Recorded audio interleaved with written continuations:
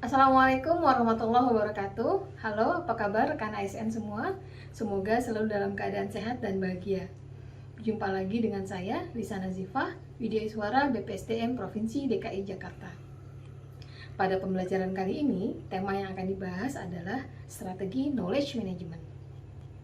Berdasarkan Peraturan Gubernur DKI Jakarta Nomor 164 Tahun 2017 tentang manajemen pengetahuan, yang dimaksud dengan knowledge management adalah upaya terstruktur dan sistematis dalam mengembangkan dan menggunakan pengetahuan yang dimiliki untuk membantu proses pengambilan keputusan bagi peningkatan kinerja organisasi. Sedangkan berdasarkan Wikipedia, knowledge management adalah proses menciptakan, membagikan, menggunakan, dan mengelola pengetahuan dan informasi dari sebuah organisasi yang mengacu pada pendekatan multidisiplin untuk mencapai tujuan organisasi dengan memanfaatkan pengetahuan sebaik-baiknya. Pengetahuan telah menjadi bagian penting dari kekuatan bertahan hidup sebuah organisasi, baik organisasi pemerintahan maupun organisasi swasta. Oleh sebab itu, kebutuhan untuk membangun dukungan berupa manajemen pengetahuan pada setiap organisasi semakin tinggi. Ketika membahas tentang manajemen pengetahuan atau knowledge management, perlu diketahui terlebih dahulu mengapa pengetahuan butuh pengelolaan. Pengetahuan meliputi apa yang dipahami tentang suatu hal, konsep, ide, prosedur, praktik, atau cara melakukan sesuatu. Dalam hal ini, pengetahuan dapat berupa pengetahuan yang sudah tercatat atau eksplisit dan pengetahuan yang masih dalam pikiran atau tacit. Apa perbedaan dari explicit knowledge dan tacit knowledge? Explicit knowledge atau pengetahuan yang bersifat know-what memiliki ciri diantaranya bersifat formal, jelas dan terstruktur, diperoleh dari referensi, mudah didapat dan mudah dibagikan, mudah direproduksi, serta mudah disusun dan didokumentasikan. Contohnya, buku, textbook, notulen, laporan, dan juga video.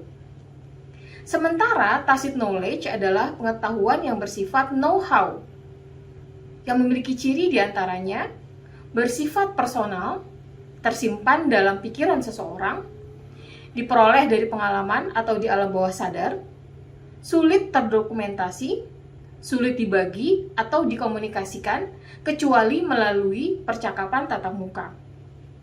Tacit knowledge misalnya berupa pengalaman, keterampilan, dan atau keahlian seseorang. Berdasarkan banyak referensi, dari seluruh pengetahuan yang ada, diperkirakan hanya 5% saja yang merupakan pengetahuan eksplisit atau yang berwujud. Sementara 95% sisanya berupa pengetahuan yang tidak berwujud atau berada di pikiran seseorang. Sementara intangible asset atau aset tidak berwujud yang paling berharga yang dimiliki oleh organisasi adalah knowledge people atau orang-orang yang memiliki pengetahuan. Jika dideskripsikan dalam bentuk pohon, explicit knowledge merupakan sesuatu yang berwujud dan terlihat layaknya batang dan daun. Sementara tacit knowledge diumpamakan sebagai akar yang tidak terlihat namun ternyata lebih banyak dan lebih luas dibandingkan batang dan daun. Dalam organisasi, explicit knowledge tidak menjadi kendala dalam pengelolaan. Sementara tacit knowledge merupakan suatu tantangan tersendiri karena jenis pengetahuan ini tidak terlihat namun sangat berharga untuk dibagikan. Oleh karena itulah, knowledge management merupakan metode yang paling tepat untuk mengelola tacit knowledge sekaligus explicit knowledge. Knowledge management memiliki manfaat diantaranya 1. Menghindari terjadinya aset pengetahuan yang hilang karena individu yang kompeten, pensiun, meninggal, atau mutasi. 2. Menghindari hilangnya aset pengetahuan organisasi yang berharga. 3. Menghindari terjadinya permasalahan yang berulang.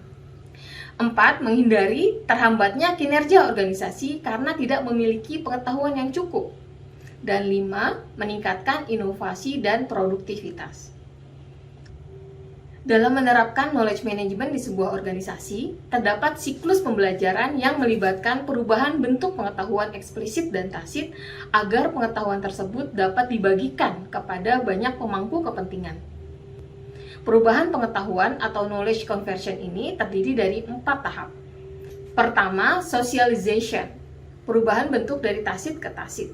Misalnya, melibatkan pertemuan tatap muka berupa rapat, seminar, diskusi, dan coaching sehingga terjadi transfer knowledge dari satu pihak ke pihak yang lain. 2. Externalization, yang meliputi perubahan pengetahuan dari tacit ke eksplisit. Pada tahap ini, hasil dari socialization di tahap 1 diwujudkan berupa laporan kegiatan, notulen rapat, maupun hasil kegiatan atau wawancara. Tahap ketiga, yaitu combination, yang meliputi perubahan pengetahuan eksplisit to eksplisit. Laporan yang dihasilkan pada tahap kedua kemudian dirubah bentuknya menjadi bentuk lain yang dapat dimanfaatkan oleh lebih banyak orang. Misalnya, notulen yang terdokumentasi, laporan yang terdigitalisasi, maupun database atau aplikasi. Dan yang keempat adalah internalization, yang meliputi perubahan pengetahuan eksplisit to tacit. Dalam tahap ini, terjadi praktik dari dokumen-dokumen yang sudah dibaca atau dipelajari, yang juga disebut sebagai learning by doing. Nah, semoga pengetahuan awal tentang knowledge management ini dapat bermanfaat untuk mengembangkan strategi knowledge management di instansi Anda, juga menjadi bekal untuk lebih memahami pembelajaran selanjutnya tentang knowledge management. Sampai jumpa dan tetap semangat. Assalamualaikum warahmatullahi wabarakatuh.